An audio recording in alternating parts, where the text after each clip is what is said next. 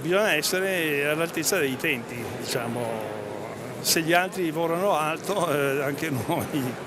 In questa frase forse c'è il senso di un'intera esistenza umana e professionale, così Luciano Benetton commentava nel 2018 il restauro della chiesa di Sant'Eunisto a Treviso, opera sostenuta con convinzione come tante altre sul territorio, quel territorio che gli ha consentito di crescere, innovare, fare la storia del Made in Italy con i suoi maglioni colorati, con un brand riconoscibile e riconosciuto da un impero che si era esteso anche alle autostrade e alla Formula 1.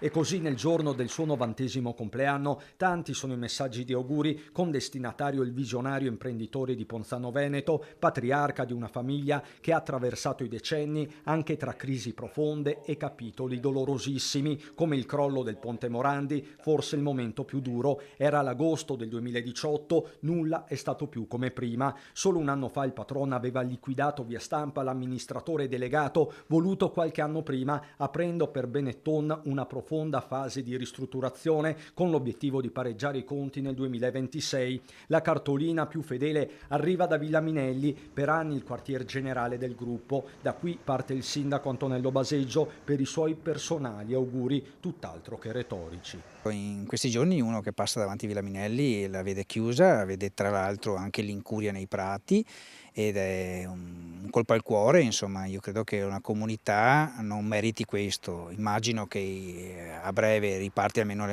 almeno le manutenzioni, ma ci auguriamo anche che gli infissi ritornino ad essere aperti. Lo aiutiamo a spegnere le 90 candeline, che non sono poche, nell'attesa naturalmente che ci siano tante altre da spegnere, e così magari insieme ricostruiamo una comunità attorno a una villa e una sede che è diventata importante in tutto il mondo, perché quando si nomina Benetton si nomina Ponzano ed è giusto che si continui così.